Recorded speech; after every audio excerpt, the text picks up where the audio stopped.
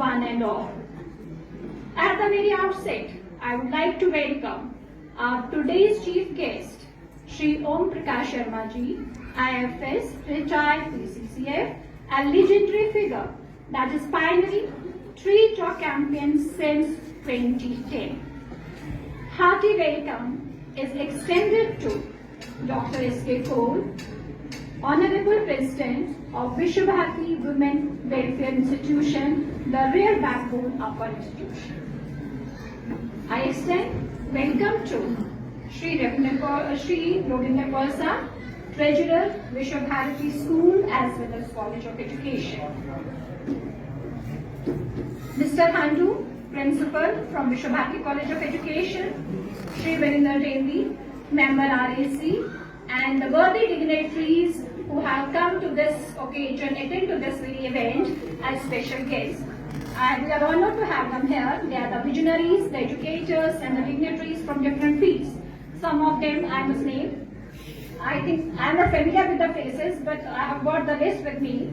Maharaj Krishna Santoshi, Hindi Quiet, Professor Vijay Chandan, GDC Ploda, Dr. Sunit Singh Post from University of Jammu, Chandan Mohan Sharma, Deputy Director Agriculture, Wildlifer Pankaj Chandan Ajuri, Train Expert, Shamla Javnoti, Principal from Higher Secondary School, Koti Doda, Vijay Kumar, DFO, Wildlife Warden Jammu, Shanti Srup Sharma, Deputy Director Fisheries, Sanjay Verma, Vijay Memorial Education Institute, Bhima Gandharbat.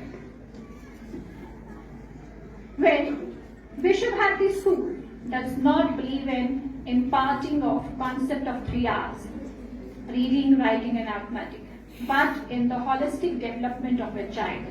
So, organizing of activities from time to time is a part of its curriculum. Before we proceed further, let me brief the audience, especially our students and the faculty members, with the contribution of today's program, in fact as an environment about our chief guest in carrying the Tree Talk campaign.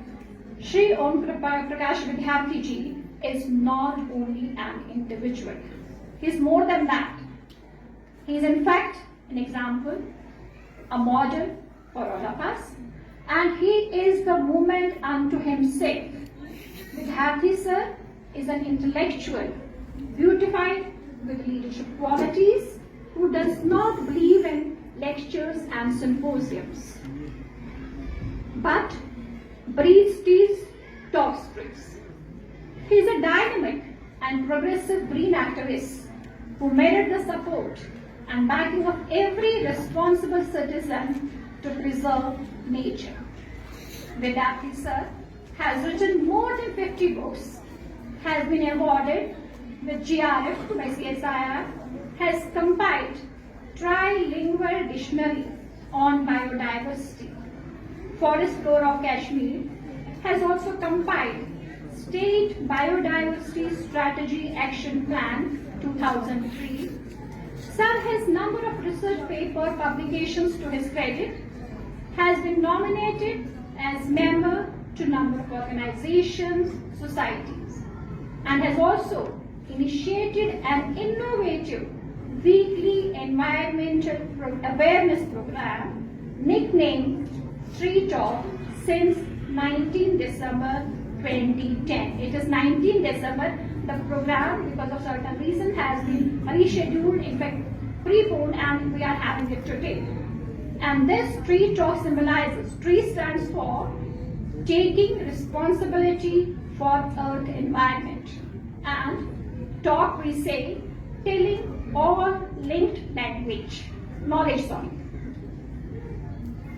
Chief guest for today, Vidyarthi sir, has been honored on numerous occasions. Because of the paucity of time, I will not be able to explain and convey you the each one, but some of them I would like to highlight here. Award of Honor by RRL Jammu, Gold Medal at Voice Summation Kolkata, awarded by 8 Prayas NGO, Big Jugar Award by 92.7 FM, National Forest Conservation Award, award by Sahitya of India, and also he is a Sahitya Academy Award. A big round of applause for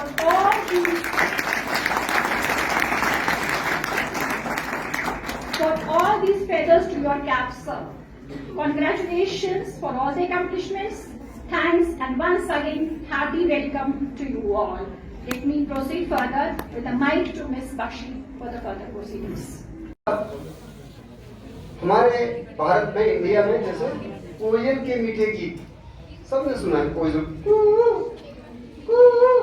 गाती है ना, किस पेड़ के साथ गाती है? हमारा जो लिटरेचर है, इंडियन लिटरेचर, डिफरेंट लैंग्वेजेस में, बांग्ला, मलयालम, डोगरी भी कह लीजिए, उसमें लिखा हुआ है कि कोयल के मीठे गीतों से आमों में मिठास भरी जाती है, ये लिखा हुआ है। तो जब अंग्रेज आए भारत में तो उन्होंने ये बात हमारी सुनी और सुन करके उन्होंने मैंगो ट्री का एक नया नाम दे दिया, कुकू जाय ट्री।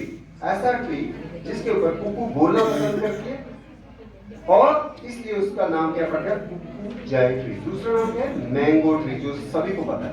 लेकिन ये पता है तो मैंगो शब्द, the word mango has come from which language?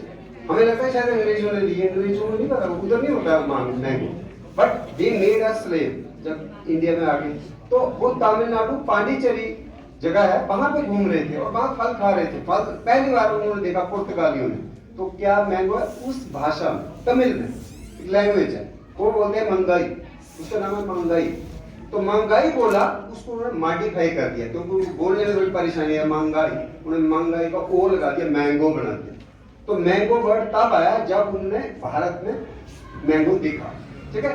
और इसी तरह से दुनिया में, पूरे वर्ल्ड में कितने ट्रीज की स्पीशीज है, स्पीशीज है अलग अलग किस्म, जैसे मैंगो एक है, लीची दूसरा पेड़ है, देवदार तीसरा है। इधर एक बोल रहे थे कोई मैडम, वो शब्द गलत बोल दिया, अमलतस, अमलतास है, जो हिंदी में नाम है उसका अमलतास, लेकिन डोगरी में उसका नाम है करौंगल। करौंगल क्यों है? कर क्या होते हैं? कर कमलों द्वारा, किताब कर कमलों द्वारा, कर हाथ को कहा जाता है, और औंगल, औंगल में ये फिंगर्स। जब आप देखो उस पेड़ को, उसके ऊपर जो फलियां होती हैं, उसके ऊपर फ्रूट्स होते हैं, वो लंबी लंबी ऐसे उंगलियों की तरह देखी हमारे बुजुर्गों ने, तब उसको बनाया जो हाथ की उंगलियों की तरह जिसके फल हो, उसका नाम दिया करौंगल। और फिर बच्ची क्या, जब शादी होती थी उसको कलीरे बांधे, कलीरे है ना, बड़े पहने। अब तो मार्केट में बना बनाया कलीरा आता है, लेकिन पहले इसी का अमलतास के बीज को ही पहले धागे से पहला जो स्टिच देना होता था, ताकि वो ठूठी जो है, जो गरी जो है, उसमें से निकल ना जाए धागा, उसको सपोर्ट देने के लिए। आजकल तो हम कुछ भी यूज कर सकते हैं, मेटालिक भी हो सकता है, वो कागज का पीस भी हो सकता है, लेकिन पहले इसका यूज करते थे अमलतास के फली का बीज कलीरे में। और इतना ऑस्पिशियस पेड़ है, और ये भी जितने भी पेड़ हैं वो कहीं ना कहीं उनको इज्जत मिली, सम्मान मिला हुआ। तो अमलतास के पेड़ को सम्मान कहाँ मिला? थाईलैंड में मिला। थाईलैंड एक देश है जिसका ये राष्ट्रीय पेड़ है, नेशनल ट्री। तो जैसे मैंने मैंगो बताया, वो नेशनल ट्री किसका है? बच्चा बताएगा वो? आजकल गूगल है, आपके पास सारा नॉलेज है। उसके बाद भी मैं आपको पूछ रहा हूँ, मुझे बताओ मैंगो किस देश का नेशनल ट्री, राष्ट्रीय वृक्ष? बताओ बच्चों। देश का एक डिपार्टमेंट में बात कर रहा था कौन से, कि बच्चे आजकल वही देखते हैं जो आपके सिलेबस में हो या जो आपको गूगल बताए, उसके हट के भी एक पढ़ाई होती है जिसको बोलते हैं नेचर एजुकेशन, ठीक है। तो आपको नेचर को देखना है ध्यान से, और फिर उसका देखना है ये नाम कैसे पड़ा, जैसे डोगरी में क्या कहते हैं, डोगरी के शब्द की संस्कृत से आया क्या, किस तरह से अपने आप को ही क्वेश्चन करना है। जैसे अभी वो आए जिन्होंने बड़ी अच्छी कविता बोली है डोगरी में, और वो सारे शब्द जो है डोगरी के हैं, वोकैबुलरी है वो, हमें तो पता ही नहीं लगता। जैसे ये शब्द जो है इसका भी डोगरी नाम है और इसका अंग्रेजी नाम भी है, साइंटिफिक नाम भी है, लेकिन जब हमारे सामने आता है हम नहीं पहचान पाते। इसको क्या कहते हैं? Plant blindness. और इसके ऊपर पहली किताब लिखी अंग्रेजों ने, अमेरिका के दो ऑथर थे, उन्होंने 1999 क्या किताब लिखी? उसका नाम लिखा है प्रिवेंटिंग प्लांट ब्लाइंडनेस। क्या नाम है उस किताब का? देखना आप गूगल में जाके। उसका मतलब क्या है कि हम पेड़ों को इग्नोर करते हैं। जैसे किसी के सामने जो होगा भी तो हम क्या होगा वो छोड़ो, ध्यान नहीं देते एक बार। और कई बार हम अपने ही पेड़ों को पहचान नहीं पाते जब तक उसमें फूल ना हो। तो इसमें जो फल है ये क्या, ये पेड़ पौधा जो है पौधे के ऊपर पौधा है, ये जो वालनट होता है अखरोट उस पेड़ के ऊपर ये लगता है। तो ऐसे प्लांट को क्या बोलते हैं, एपीफाइट। क्या बोलते हैं, एक तो होता है अपनी जमीन में, अपनी जैसे मैंगो है खुद लगा हुआ है जमीन में, जड़े उसकी जमीन में, तो वो तो खुद है ना इंडिपेंडेंट, वो जमीन से पानी ले रहा है, खुराक ले रहा है और कार्बन डाइऑक्साइड फोटोसिंथेसिस हो रही है। लेकिन दूसरा क्या होता है, उसके ऊपर एक और पेड़ पौधा आ जाता है, उसको क्या बोलते हैं, एपीफाइट। और वो अपना फोटोसिंथेसिस अगर करता है तब उसको बोलेंगे सेमी पैरासाइट, आधा आधा पैरासाइट। लेकिन कुछ ऐसे भी हैं जो अपना फोटोसिंथेसिस भी नहीं करते, वो उसको बोलते पैरासाइट। ਉਹਦੀ डोगरी च एक बड़ी अच्छी बेल है, अगर डोगरी तुझे आती हो तो डोगरी में कहते हैं अंडल कांडल है, अंडल कांडल। और उसके जो है ना बाल जैसे वायर जैसी बेलें स्टेम होती है उसकी। तो हमारे बुजुर्गों ने एक और नाम दिया था कि डॉक्ट्रिन ऑफ सिग्नेचर्स, कि जैसी उसकी शक्ल है, जैसा उसकी शेप है उस पौधे की या पौधे के पार्ट की, फ्रूट की, किसी की चीज की, वो हमारी बॉडी पार्ट से अगर मिलता है उसके लिए वो मेडिसिनल है। जैसे 2-3 एग्जांपल्स, आंख की शक्ल बादाम से मिलती है, तो बादाम का तेल बहुत बढ़िया आंखों की ज्योति के लिए, आई साइट के। फिर वालनट, अखरोट, दून, उसका क्या, उसको देखिए हम तोड़े, अंदर से हमको ब्रेन की तरह दिखता है, जैसे खोपड़ी को हम तोड़े तो हमारा ब्रेन, तो ये हमने मान लिया तो उसको ओमेगा फैटी एसिड्स होते हैं, आज विज्ञान को वो माना। लेकिन तब साइंस नहीं थी, माइक्रोस्कोप नहीं थी, ये केमिस्ट्री केमिकल लैब नहीं थी, तब हमारे बुजुर्गों ने क्या नॉलेज दिया, डॉक्ट्रिन ऑफ सिग्नेचर्स। जैसी शक्ल वैसा ही हमारी बॉडी पार्ट के लिए इस्तेमाल होता है। तो ये जो पेड़ पौधे हैं, वनस्पतियां हैं, इनको अगर हम जब तक प्यार नहीं करेंगे, प्यार से हम देखेंगे नहीं, जैसे आप बच्चे हैं, मैं किसी बच्चों अगर कल आप मुझे किसी मार्केट में मिलेंगे तो मैं नहीं पहचानता था आपको आपके नाम से, लेकिन आपके टीचर पहचान पाते हैं क्योंकि वो बार बार आपको देख रहे हैं। और हर रोज बच्चा जो है टीचर के सामने होता है, उसको पता है ये मीनाक्षी है, ये गायत्री है, ये गीता है, लेकिन मैं नहीं बता पाऊंगा।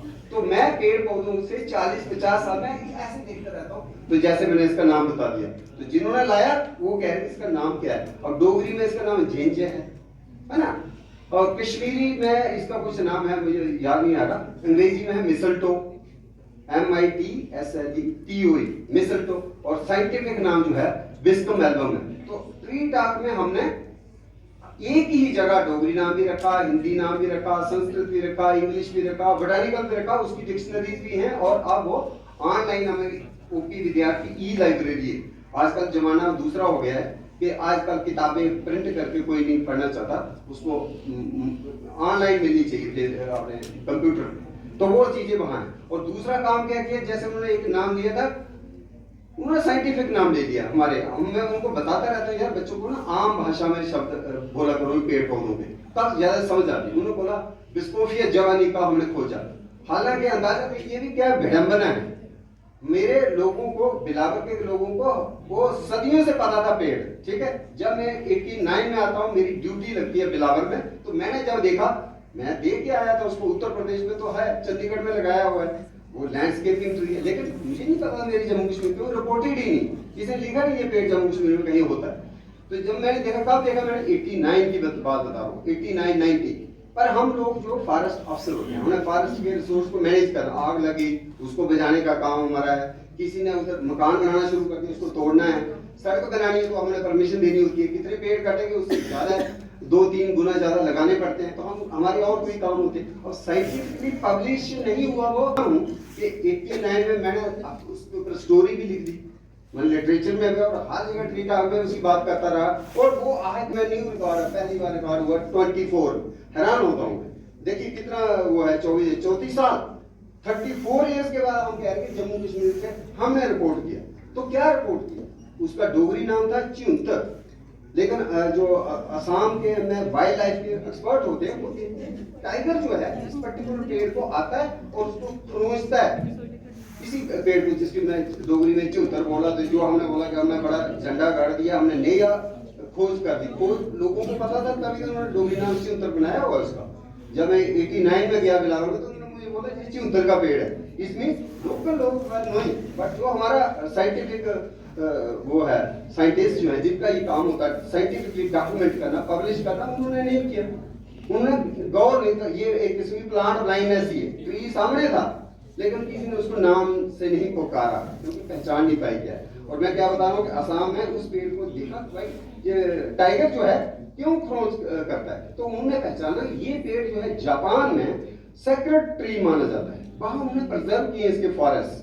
बुद्धिस्ट लोग हैं तो उनके हिसाब से तो सेक्रेड हो गया, लेकिन असम में क्या कर रहा है टाइगर, टाइगर अपनी टेरिटरी को मार करता है। अब उसके पास बाजार वाला पेड़ तो है नहीं कि लाल रंग ले आएगा या हल्दी ले आएगा, उसको ऐसे ऐसे करके उसके यहाँ पेड़ों पे निशान लगाता है, उसका मतलब ये मेरा एरिया है, उसमें दूसरा टाइगर नहीं आता, इसलिए इसको अंग्रेजी में एक और नाम दिया उन्होंने, क्या नाम दिया, टाइगर ट्री।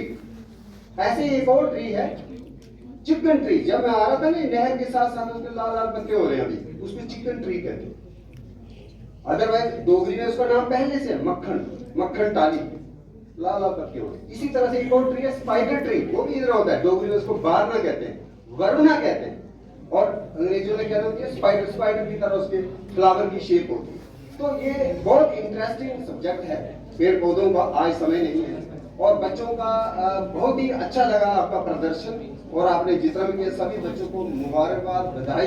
इसी तरह से जोश बनाए रखिए जैसे मैंने जोश बनाया है। पेड़ पौधों की बात करते हुए मुझे भूख भी नहीं लगती, प्यास भी नहीं लगती, और मुझे जिस जंगल में ले जाओ मैं खुशी से चला जाता हूँ। ठीक है, अब ताली बजा दो। Thank you.